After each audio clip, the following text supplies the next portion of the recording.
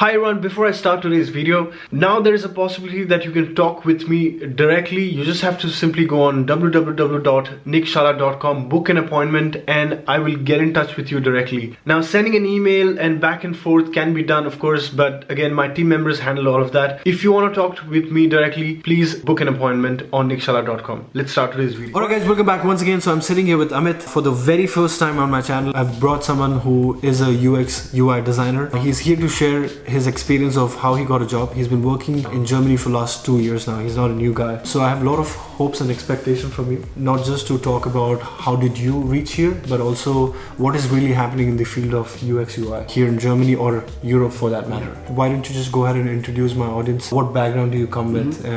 Yeah, just walk us through, please. Go ahead. Hey guys, my name is Amit. I'm a UI UX designer. I'm from Ahmedabad. I've done graduation in accounting. I'm working as a UI UX designer because of like most of the things I've learned. I'm more of a self-taught designer as well. I've worked in Berlin since March 2018. Okay. That's been 2 years. Right. What was your total experience before coming to Germany?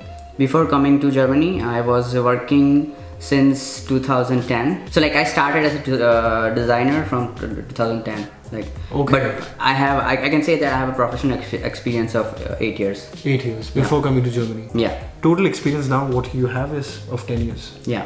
Okay, and all of this 10 years you've spent doing UX UI. Yeah. And what domains were you working? UI UX designer term is very new, and basically I started as a web designer. Okay. That was the term they used to call initially. Okay.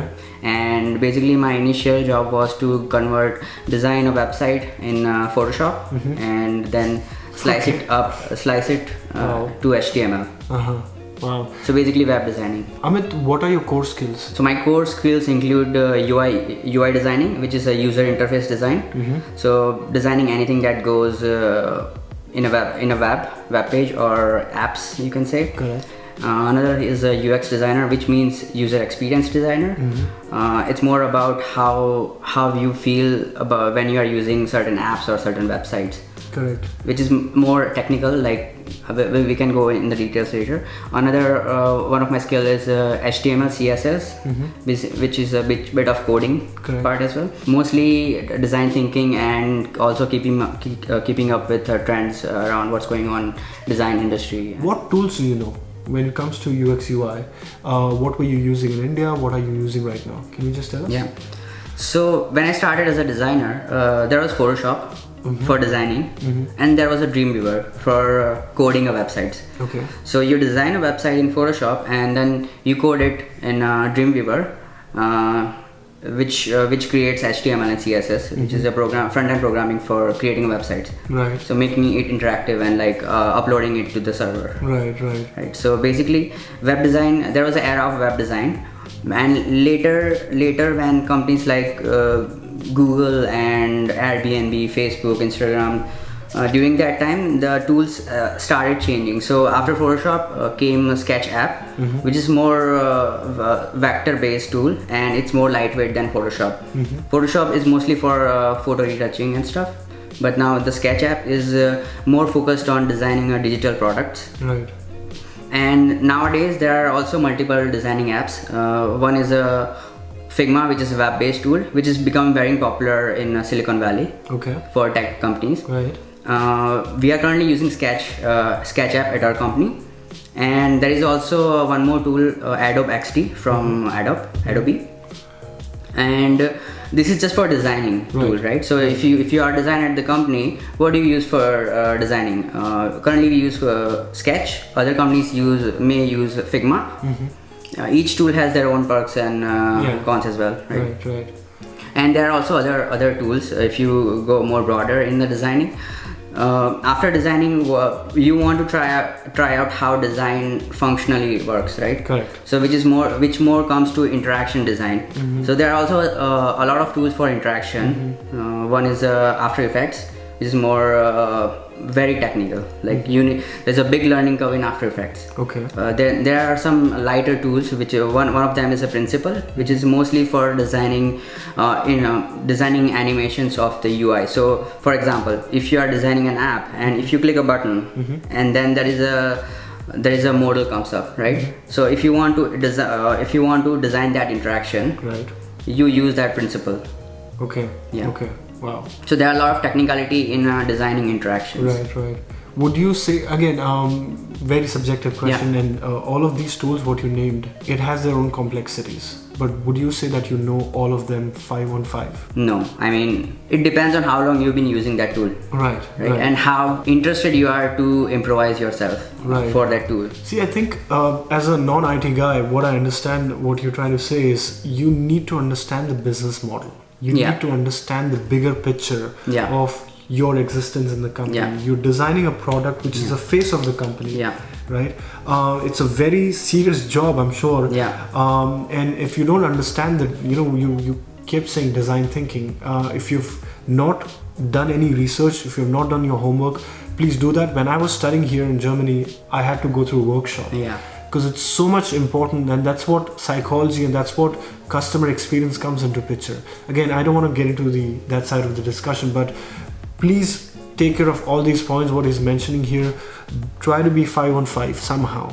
What should be the way to approach employers here? Is CV, CL enough, or should they have their portfolio also designed somewhere? CV and cover letter are basics. I think that's any company would look first. After that, you have your portfolio, which is a major part of whether you're gonna get a job or not. Right. You had that? Yeah, I had a website. I still have a website as well. Wow. In your portfolio is more about your work. So you have to let your work speak for itself. Correct. So the way you present your portfolio, whether in form of website or even in PDF, is very crucial, like very important. Right. I mean, most of the company will look at the not just the visuals, like how beautiful you have designed a website or app, but they will also look at why you did that in the first place. Right. So answering why you did that work is very important in your portfolio. Right.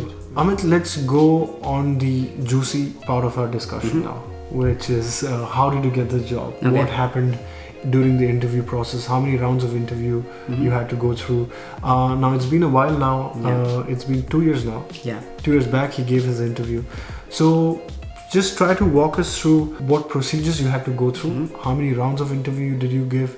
What kind of questions were asked during the challenging rounds? Yeah, please go ahead. Whole interview process, there was like 7 interview round of interviews. 7 rounds? Okay. Including the initial HR call. Right. Okay. So as soon as I submitted my CV, I got a mail saying that they wanted to schedule a call to talk to me. So I responded them, and then during that call we mostly discussed around what my current job is. Okay. What am I doing, and why am I applying to this specific companies?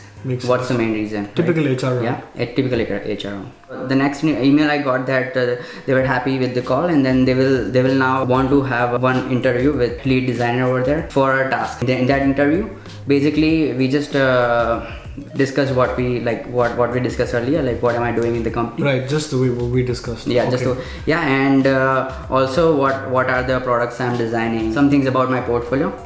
They asked me to submit my portfolio pieces via email, and also they gave me one task to do. What was the task? The task was to redesign the company's specific product pages.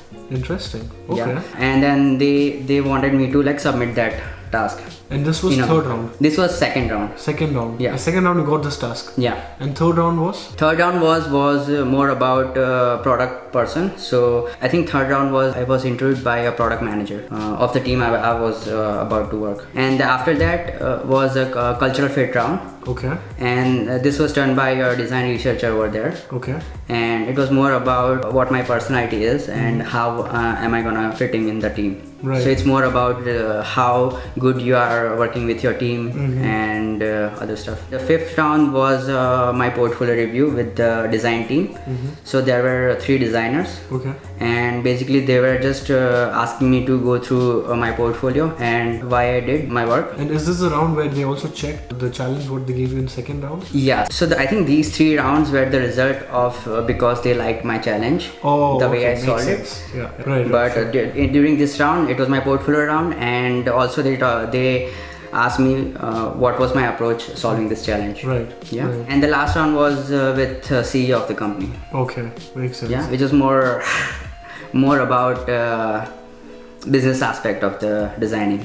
Got it. So in that round, it was more about what am I doing in the current company and what's the business model of the company. So it's more business side. Business. And how am I gonna benefit this company? Makes sense. With your level of experience, or someone who has more than 6 to 8 years of experience or 10 years of experience in your field, how much salary bracket can they expect when it comes to quoting a salary? Yeah, so I would say in Berlin, so it differs from city to city, and there how expensive the city is. In my role, UI UX designer, if I look at around Berlin, I would say it's somewhere between 58 to 65. Okay, in Berlin. Yeah. Okay. It may even go more broader. So let's say differs from company to company. Makes sense. So let's pick the range of like 55 to 65. 65. That's a bigger window. Yeah. Where you can fall. Yeah.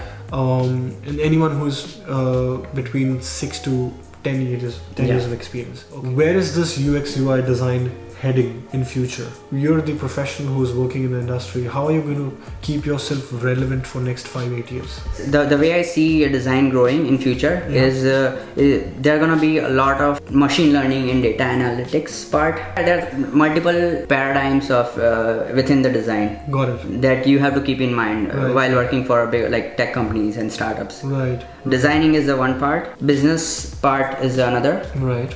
And also the data.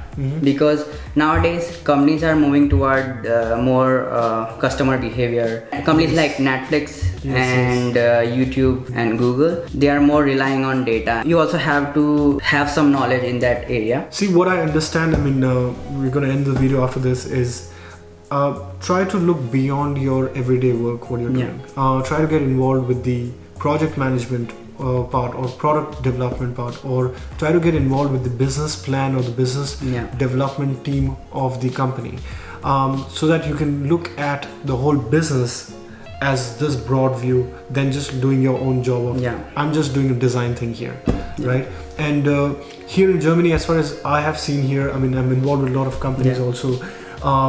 People don't want people with one skill set. Okay, they want team players. They want people who can communicate well. They want people with who think beyond everyday usual stuff what you do. But having said all of this, I hope you got some insight about what is happening here with UX UI. Thank you so much, Amit, for coming on my channel. Thanks for having me. And if you enjoyed this video, hit that thumbs up button, and I'll see you guys next time. Bye bye.